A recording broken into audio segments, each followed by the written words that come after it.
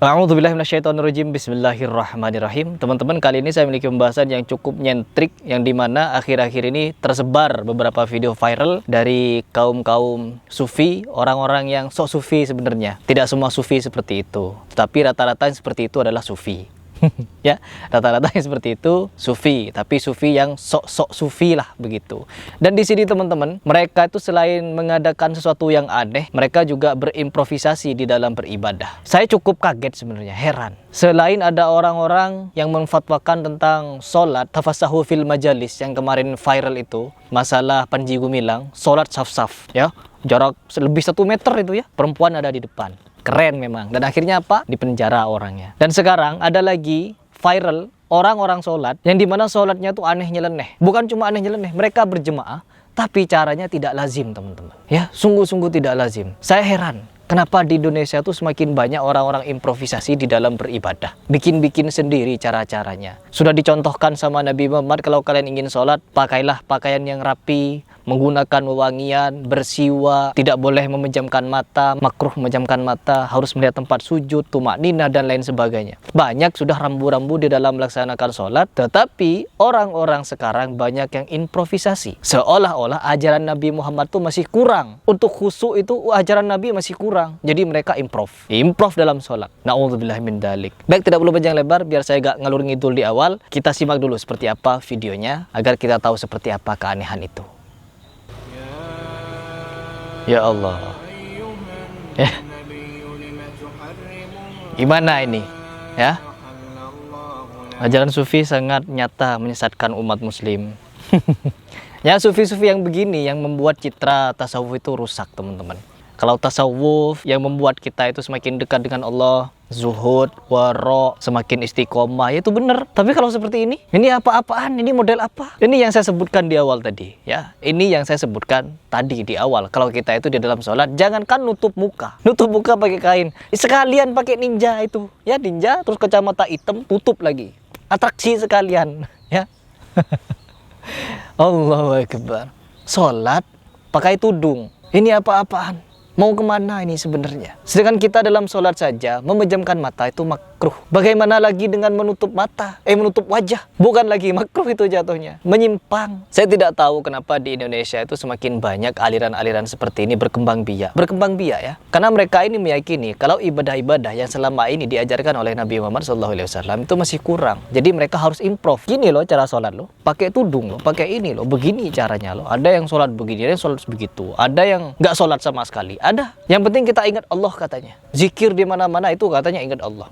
Minum kopi, ngopi, itu ingat Allah katanya. Ada yang seperti itu. Inilah bentuk kesesatan dari mereka yang dimana sudah disinggung oleh Hadratus Syekh Hashim Asy'ari, yang dimana pernah beliau sebutkan, yaitu tentang aliran Abahyun, yang dimana Abahyun ini sungguh-sungguh menyesatkan. Mereka mengaku tasawuf, mengaku selalu ingat Allah, tapi caranya salah, caranya sesat dan menyesatkan. Dan sekarang sesat menyesatkannya beda lagi, teman-teman. Bukan meninggalkan, tetapi improvisasi dalam beribadah. Syekhul Karim, ya, Syekhul Karim itu juga mengajarkan improvisasi dalam beribadah. Itu pasti sufi itu pasti mengaku sufi mereka. Weldo itu mengaku sufi, tasawuf, dan dia mengklasifikasikan antara syariat, thariqah, hakikat, ma'rifat. Dan setiap tingkatan ini ada ma'rifatnya masing-masing katanya. Ma'rifatnya syariat, ma'rifatnya thariqah, ma'rifatnya hakikat, dan ma'rifatnya ma'rifat. Ada begitu-begitunya. Panji Gumilang juga punya aliran tertentu, teman-teman. Sholat begini begitu.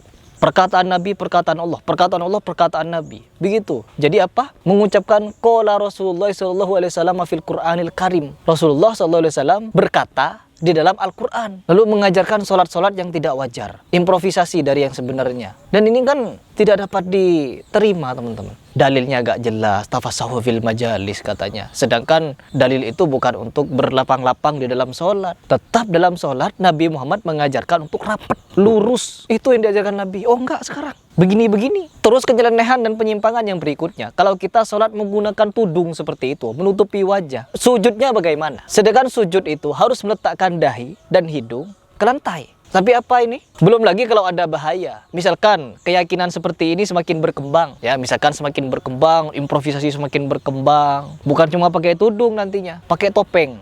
Pakai topeng nanti. Yang nggak ada kelihatan mata, jadi gelap itu. Sholatnya gelap. Namanya sholat gelap-gelapan itu. Jadi kalau ada penjahat masuk ke masjid, dia mau menzolimi imam, misalkan bawa parang atau bawa pisau. Jemaahnya nggak ada yang tahu nanti. Ya, apalagi nanti imamnya juga pakai seperti ini. Aduh, wah, selesai. Kan ini bahayanya teman-teman, ketika kita sebagai seorang muslim melakukan improvisasi dalam beribadah. Ini perkara akidah teman-teman. Ya, perkara akidah. Mereka mengimplementasikan syariat itu pasti dari akidah. Karena ada akidah-akidah yang nggak beres dari implementasi syariat seperti ini. Coba akidahnya benar, akidahnya lurus. Tidak akan ada keyakinan seperti ini. Di sini pentingnya orang menanamkan akidah. Akidah itu pondasi. Tidak akan pernah suatu bangunan itu berdiri apabila pondasinya agak jelas, berantakan. Begitu teman-teman. Jadi heran ya. Saya pribadi jadi heran melihat fenomena di akhir zaman ini. Belum lagi ada improvisasi sholat yang dimana mereka ini bukan menggunakan bahasa Arab lagi. Tidak menggunakan bahasa Arab dalam sholat. Pakai apa? Pakai bahasa daerah.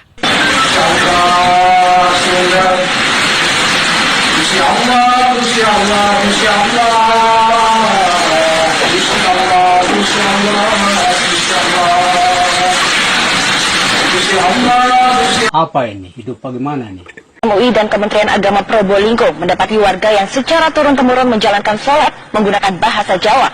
MUI Probolinggo menilai hal tersebut menyimpang dari ajaran Islam dan berupaya membenarkan ajaran keliru itu.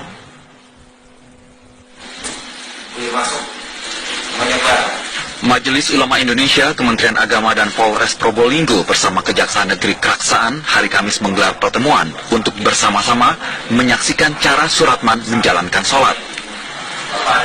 Suratman, warga desa Sumberkare, Kecamatan Wonomerto, selama ini menjalankan sholat dengan menggunakan bahasa Jawa.